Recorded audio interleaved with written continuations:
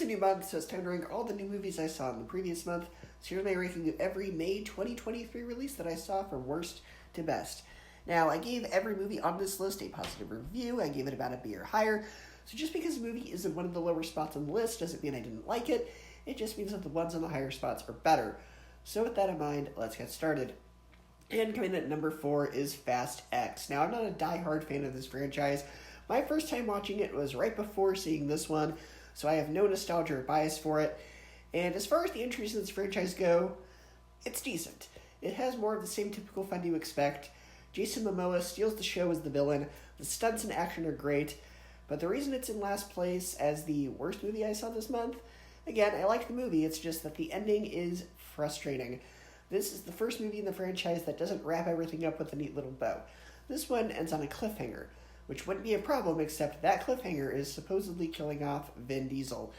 This movie is trying to be more important than it is. It's trying to give us this Infinity War or Empire Strikes Back type ending, but the problem is we know they're not going to kill Vin Diesel. Any other character, maybe, but even then, like 30 seconds after they kill off Vin Diesel, Gal Gadot comes back, even though she died like 3 movies ago, so no one even really stays dead in this franchise anyway. And, we're not going to kill Vin Diesel. This franchise is all he has. And also, The Rock and Vin Diesel had a falling out, so The Rock isn't a main character in this, and so John Cena comes in, and he sort of feels like he's playing a role that was meant for The Rock, and he comes off as sort of a diet soda version of that character. Number 3, The Little Mermaid. This movie manages to find a pretty good balance between doing the story differently enough that its existence feels justified, but also being careful enough to keep the same spirit and tone as the original. Most of the performances are fantastic. Halle Bailey as Ariel shines in the spotlight. Melissa McCarthy disappears in the role of Ursula. I was pleasantly surprised by how good her performance was.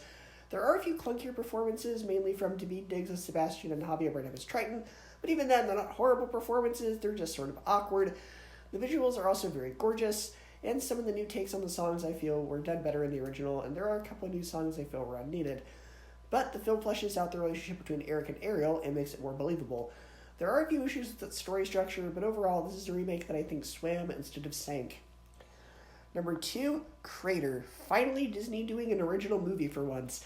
The film very much feels like a throwback to the kinds of kids' movies that Spielberg would do in the 80s, specifically The Goonies, because that's basically what this is. It's The Goonies in space, though the plot is vastly different. What I mean by it being The Goonies in space is the tone and the way the kids interact, very reminiscent of that movie. The child cast is fantastic, they all work very well off each other, and their friendships all feel genuine. The script has a really interesting story with lots of twists and intrigue, the film is exciting and has a lot of heart, and it's also not afraid to shy away from some more mature and heavier themes, while at the same time being careful not to go so far with it that it no longer becomes safe for kids to watch. And, I'll admit, it did not end the way that I thought it was going to. It ended on a fantastically bittersweet note that left me both satisfied and tearing up. Now, what holds it back is I do think there is a bigger story that could have been explored. I think they could have delved a bit deeper into this dystopian space society, but at the same time, I think keeping it a simple story also largely helped. This is a movie that's fantastic for the entire family. If you grew up in the 80s and you want the same feeling you had when you were a kid and you saw movies like The Goonies, put this on, watch it with your kids, everyone's going to get something out of it. And coming at first place is Guardians of the Galaxy Volume 3. Whew boy, the stakes for this movie are incredibly high. The characters all get satisfying arcs, and they all work extremely well off each other. And unlike a lot of the other MCU sequels that are coming out that forgot what the previous film set up, then don't follow through with it, such as Baron Mordo being set up as the villain for Doctor Strange, which they never followed through with, everything set up in the previous films comes back and feels important.